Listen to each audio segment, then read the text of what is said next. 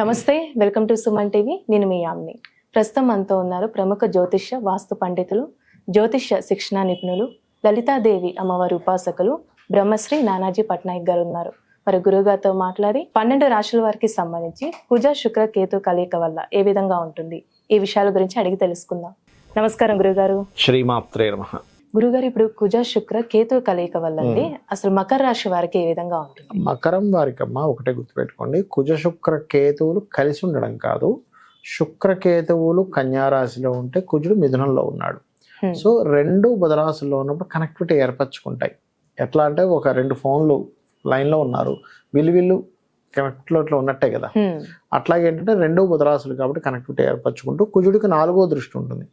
దీనివల్ల ఏంటంటే కొన్ని వ్యతిరేకమైనటువంటి రాశుల్లో ఉన్నప్పుడు ఇది కొంత ప్రభుత్వం మీద అంటే ప్రభుత్వ వ్యతిరేకతకు కానివ్వండి, అదేవిధంగా కొంతవరకు ఎటువంటిదంటే కొంత స్త్రీల మీద అగాత్యాలు ఎక్కువ జరగడానికి కానివ్వండి, వాహన ప్రమాదాలు కానివ్వండి, అండ్ ప్రపంచవ్యాప్తంగా కొంత వాతావరణంలో మార్పు ఇట్లాంటివి ఇస్తూ ఉంటుంది సహజంగా. అయితే ఇదంతా ఎండింగ్లో నేను మీకు క్లియర్గా చెప్తాను. అయితే ఇక్కడ మనం ఈ మకరం వారికి స్పెసిఫిక్గా ఎటువంటి ఫలితాలు ఇస్తుంది అని చెప్పి చూసుకున్నట్లయితే ఇది ప్రధానంగా ఇచ్చేటువంటి ఫలితము హైయర్ ఎడ్యుకేషన్ చేసే వాళ్ళకి ఎక్కువ ప్రభావం చూపిస్తుంది.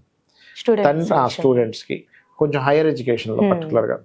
అలాగే ఒక్కొక్కసారి కొంతమంది ఏం చేస్తారు, చేస్తున్న ఉద్యోగం వదిలేసి ఇంకోటి ఏదో హైయర్ ఎడ్యుకేషన్ చేద్దాం అనుకుంటారు.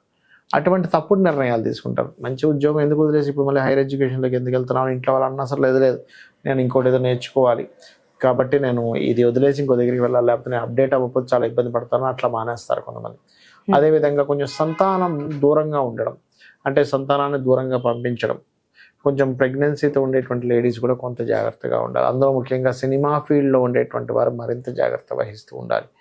అండ్ మరొక విషయం ఏంటంటే ఇక్కడ ఈ కుజుడు 6లో ఉన్నందుకు ముఖ్యంగా ఇది ఇన్వెస్ట్మెంట్స్కి, కాంపిటీషన్ రిలేటెడ్ అంటే స్పోర్ట్స్ రంగాల్లో ఉండేటువంటి వారికి మంచి ఫలితం ఇస్తుంది చెప్పాలంటే. ఇది అందులో ఎటువంటి సందేహం లేదు. అయితే ఇక్కడ 9వ స్థానంలో ఉన్నటువంటి శుక్రకేతువుల మీద కుజుడు దృష్టి ఉన్నందుకు గురువులతో కానీ, తండ్రి వరుస వారితో కానీ, తండ్రితో కానీ తెలియని డిస్ప్యూట్స్ కూడా వస్తూ ఉంటాయి. ఎందుకంటే 6లో ఉండే కుజుడు కదా, 6వ స్థానం అంటేనే గొడవలు, డిస్ప్యూట్ స్థానం.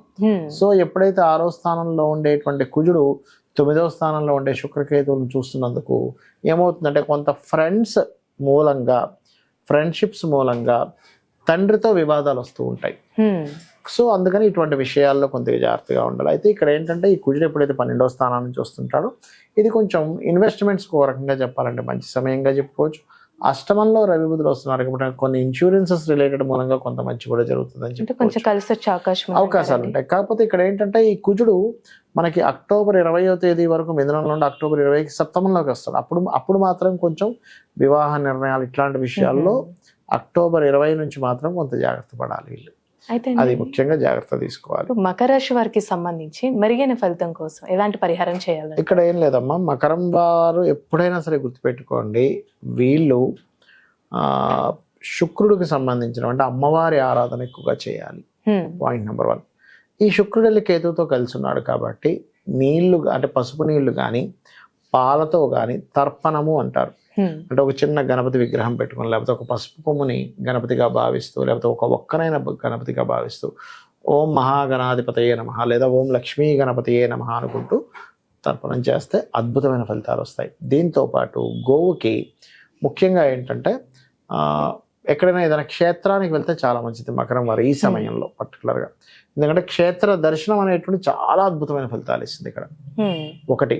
రెండవది ఏంటంటే గోవుకి వెళ్ళి గోశాలకి మనకి గ్రాసము, తీపి చపాతీలు, బెల్లము, క్యారెట్స్ ఇటువంటివి శుక్రవారము, మంగళవారము లేదా శనివారం కనుక తినిపిస్తున్నట్లయితే, ఒక్కోసారి చూడండి కొంతమందికి బ్యాంకు ఏదో సంథింగ్ అకౌంట్ హ్యాక్ అయింది అంటూ ఉంటారు, అకౌంట్ బ్లాక్ అయింది అంటూ ఉంటారు. అటువంటి పరిస్థితుల నుంచి కూడా బయటపడతారు వీళ్ళు.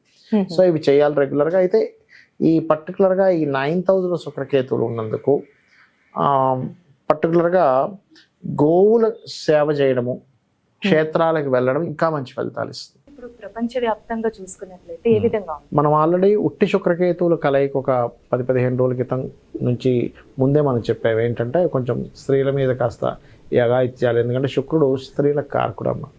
ఈ కేతువుతో కలిసినప్పుడు కుజుడు దృష్టి ఉన్నప్పుడు ఇట్లాంటివి జరుగుతాయని చెప్పి మనం ఆల్రెడీ ప్రిడిక్ట్ చేసాం. అదే రకంగా మనకు కనబడుతుంది కూడా.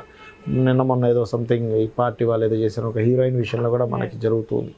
అంటే ఏమిటంటే దీని ప్రభావం ఇంకో 18 రోజుల వరకు దీని ప్రభావం ఉంటుంది. అదేవిధంగా ఈ కుజుడు ఇప్పుడు ఈ మిథునంలో ఉండడం కాకుండా నెక్స్ట్ సెప్టెంబర్ 20కి కర్కాటకంలో కూడా వెళ్తాడు. అప్పుడు ఆ కుజుడు శుక్రుడిని కాకుండా శుక్రుడి సంబంధం కాకుండా అక్కడ శని సంబంధం కూడా పెట్టుకుంటాడు. అందుకని అదొక 4-5 నెలల ప్రభావం ఉంటుంది. అంటే దీని ప్రభావం ఇప్పుడు ఓన్లీ శుక్రకుజ కేతువే కాకుండా ఇంకొక 5 to 6 months వరకు ఈ దేశవ్యాప్తంగా ఇప్పుడు ఆల్రెడీ కొన్ని యుద్ధాలు కూడా జరుగుతున్నాయి. సరే, దాని ప్రభావం పెరుగుతూ ఉంటుంది. పెరగడము లేనట్లయితే కొన్ని అంటే ప్రభుత్వం కొన్ని డ్రాస్టిక్ నిర్ణయాలు తీసుకోవడం ద్వారా దాని యొక్క ప్రభావం పడడం, ఇట్లాంటివన్నీ కూడా ఉంటాయి. అంటే ప్రభుత్వం మీద వ్యతిరేకతనిచ్చేటువంటి గ్రహస్థితి నడుస్తుంది ప్రజెంట్ ఇప్పుడు. అందుకని ఏమవుద్ది, స్లోగా ప్రభుత్వం మీద వ్యతిరేకత ప్రారంభమవుతుంది. ఫస్ట్ ఏమో పాజిటివ్గా ఉంటుంది, దాని తర్వాత వ్యతిరేకత ప్రారంభమవుతుంది. అంటే మల్టిపుల్గా జరుగుతూ ఉంటాయి. ఒకవైపు వ్యతిరేకించే వారు ఎక్కువ మంది, ఒకవైపు ప్రభుత్వాన్ని సమర్థించే వాళ్ళు ఎక్కువ మంది. ఎలా ఉంటుందంటే ఇప్పుడు ఇవాళ రేపు మీరు చూడండి, ఏదో ఒక ఇష్యూస్ నడుస్తూ సమర్థించే వాళ్ళు వ్యతిరేకించే వాళ్ళు పెరుగుతూ వస్తున్నారు ప్రతి విషయాన్ని, ఇష్యూని. ఆ రకంగా ఏమవుతుందంటే ప్రభుత్వ సంబంధించినటువంటి విషయాల్లో, ఎందుకంటే ఇక్కడ రవి కూడా మనకి శుక్రకేతువుల మీదుగా ప్రయాణం చేయనున్నాడు ఆయన. అందుకని ఏమవుతుంది, కొన్ని విభజనలు అంటే ఇప్పుడు ఆల్రెడీ ఒక ప్రభుత్వం నడుస్తుంది, ఆల్రెడీ ఓడిపోయిన ప్రభుత్వం దీన్ని అవకాశంగా తీసుకొని ఇంకేదైనా మనం దీన్ని ప్రణాళిక చేయొచ్చా, మనం ఇంకేదైనా దీన్ని అడ్వాంటేజ్గా తీసుకుని మనం ఏదైనా చేయొచ్చా అనేటువంటిది ఉంది. కాబట్టి ఈ రవి కేతు మీదుగా సంచారం జరుగుతుంది కాబట్టి నెక్స్ట్ కాస్త ప్రభుత్వాలు కూడా జాగ్రత్తగా ప్రభావం ఉంటుంది. అయ్యో, పొలిటికల్ మీద జరిగేటువంటి గొడవల వల్ల పొలిటికల్ మీద ప్రభావం వచ్చే ఛాన్సెస్ ఉంది రాబోయే ఇక్కడ నుంచి ఒక 5 to 6 months వరకు అనేటువంటిది బలంగా చూపిస్తుంది. ఎందుకంటే ఈ కుజుడు ఇప్పుడంటే శత్రుక్షేత్రంలో ఉన్నాడు మిథునంలో, కానీ తర్వాత నీచస్థానంలోకి వెళ్తాడు. నీచస్థానంలోకి ఎప్పుడైతే వెళ్ళి తను శనిని వీక్షిస్తాడో, అష్టమంలో ఉండే శనిని, అక్కడి నుంచి అష్టమంలో ఉండే శనిని వీక్షిస్తాడో, శని కుజులు ఎప్పుడైతే వీక్షణ జరుగుతుందో ఏమవుతుందంటే ఈ ఫలితాలు ఇస్తుంది. అలాగే కొంత వాహన ప్రమాదాలు, శుక్రుడు వాహనాలకు కారకుడు. ఈ 18 రోజులు దాదాపుగా మనకి సెప్టెంబర్ 18th వరకు కొంచెం వాహనాల విషయంలో, అది ట్రైన్లు కావచ్చు, బస్సులు కావచ్చు, కొంచెం ప్రయాణాలు చేసేటప్పుడు కొంత జాగ్రత్తగా ఉండాలి.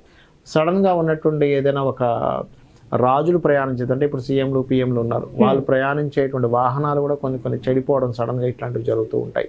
ఇవి కొంచెం పర్టికులర్గా చూసుకోవాలి. ఏది 18th వరకు పర్టికులర్గా సీఎంలు కావచ్చు, పిఎంలు కావచ్చు, ఎమ్మెల్యేలు ఎంపీలు కావచ్చు, వీళ్ళు ప్రయాణించేటువంటి దాంట్లో మరి వీళ్ళందరికీ కూడా ఇబ్బంది కలగకుండా ఉండాలంటే ఏం చేయాలి? మెయిన్ ఆస్ట్రాలజీ యొక్క మెయిన్ ఉద్దేశమే అది. అంటే ఏంటి, మీకు ఇలా ఉంది కాబట్టి దీన్ని ఎట్లాగా అధిగమించాలి చూసుకున్నట్లయితే ముఖ్యంగా నవగ్రహాల్లో శుక్ర, కేతు, కుజ, శని, ఈ 4 గ్రహాలు గుర్తుపెట్టుకోండి. శుక్ర, కేతు, కుజ, శని, వీలైతే రాహు.